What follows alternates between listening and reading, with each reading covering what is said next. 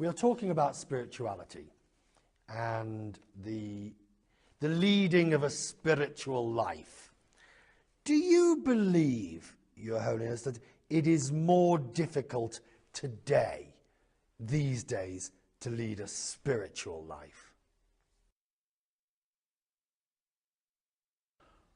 I think firstly, in what sense spirituality? Spirituality, in a sense, some religious belief and devotion. Then, I think different question. On the other hand, the spirituality means something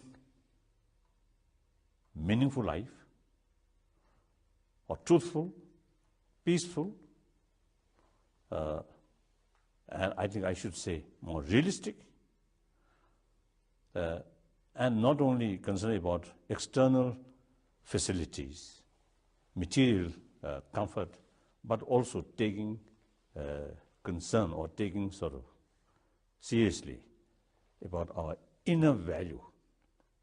That I consider another kind of spirituality. I think that today's world, I think, very much need. Born Lama Thondup in 1933 and renamed Tenzin Gyatso in 1935, the 14th Dalai Lama is the spiritual leader of Tibet.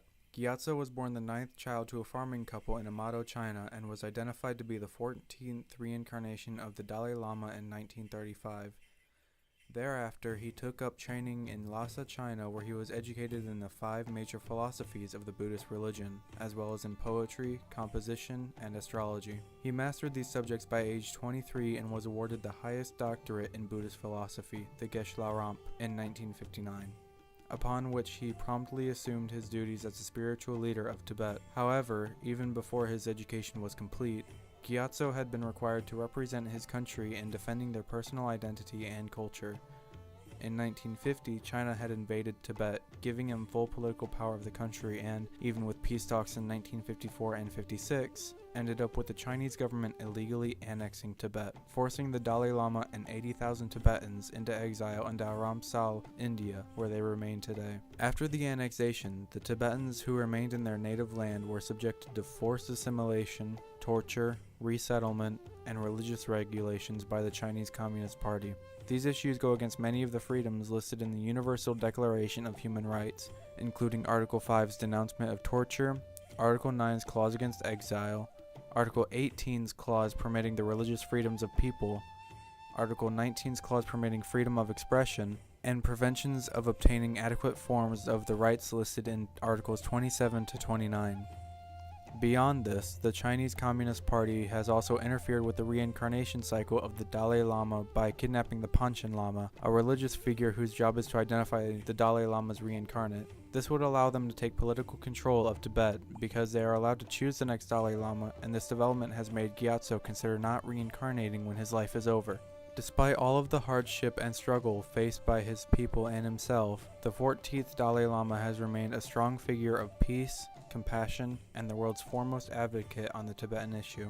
He was the first Dalai Lama to establish a democratic government in Tibet in 1960, just after being exiled, and recently, in 2011, was the first Dalai Lama to give up his political power to the Tibetan parliament.